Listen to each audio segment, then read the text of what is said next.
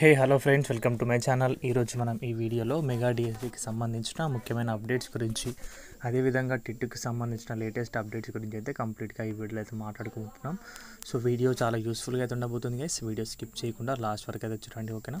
So మ్యాటర్లోకి వస్తే కనుక AP అభ్యర్థుల్లో ఇప్పుడైతే ఆందోళన అయితే వ్యక్తం అయితే చేస్తున్నారు. ఎందుకంటే వారికి ముఖ్యంగా 90 రోజుల గడువు అయితే కోరుతున్నారు. ఎందుకంటే పరీక్షలకు అది ప్రిపేర్ అవ్వడానికి, అదేవిధంగా రివిజన్ చేసుకోవడానికి, కంప్లీట్గా సెట్ ఆఫ్ మైండ్ తోటి ఉండడానికి అయితే 90 డేస్ గడువు అయితే ప్రభుత్వాన్ని అయితే కోవడం అయితే జరిగింది. సో దాని పట్ల ప్రభుత్వం ఇంకా ఎలాంటి స్పష్టత అయితే ఇవ్వలేదు. ఈ విషయం గురించి అయితే కూడా అందరికీ తెలిసింది. సో వారందరైతే విద్యాశాఖ మంత్రికి కానీ, వారికి కానీ, అదేవిధంగా చంద్రబాబు గారికి కానీ ట్వీట్స్ అయితే, మెయిల్స్ అయితే చేయడం అయితే జరుగుతుంది. అండ్ అదేవిధంగా మనం మాట్లాడుకుంటే కనుక ఒకే జిల్లా ఒకే పేపర్ ఉండాలని చెప్పేసి కూడా చాలామంది అభ్యర్థులు అయితే, చాలామంది కాదు ఆల్మోస్ట్ అందరూ కూడా దాని గురించే కోరుతున్నారు. ఒకే జిల్లా ఒకే పరీక్ష ఉంటే కనుక మాకు నార్మలైజేషన్ విధానం పట్ల అయితే నమ్మకం అయితే లేదు. నార్మలైజేషన్ అవసరం అయితే ఉండదు కాబట్టి మంచి వారికి ఎట్లా వచ్చిన జెన్యున్ మార్క్స్ ప్రకారం అయితే నార్మలైజేషన్ లేకపోతే కనుక వారు 100% ఎఫిషియెంట్గా మార్క్స్ అయితే పొందగలుగుతారు. ఒకవేళ నార్మలైజేషన్ విధానం వల్ల మార్క్స్ నెగిటివ్ కూడా చేసే అవకాశాలు అయితే ఉన్నందున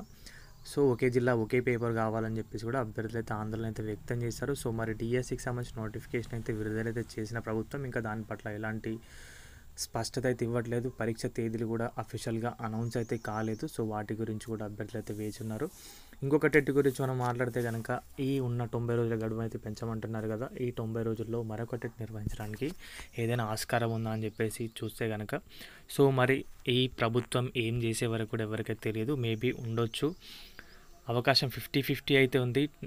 టెట్కి సంబంధించి పెట్టే అవకాశాలు కూడా అవుతున్నాయి. ఎందుకంటే ఎక్కువ సంఖ్యలో పోస్టులు అనేవి ఉన్నాయి కాబట్టి ఎక్కువ మందిని అవకాశం ఇస్తారనేది చూద్దాం. 2024 టెట్లో అయితే ఇదైతే నార్మలైజేషన్ విధానం వల్ల చాలా ఫెయిల్యూర్స్ అయితే చూసాం. అంటే నెగిటివ్ స్కోర్ మార్క్స్ అయితే తీసివేయడం వల్ల అయితే చాలా మందికి అయితే రాకపోవడం అయితే మనమైతే చూడడమే జరిగింది. సో ఆ విధంగా ఉండకపోవచ్చు, మేబీ టెట్ కూడా తీసుకొచ్చే అవకాశాలు అయితే కనిపిస్తున్నాయి ఫ్రెండ్స్.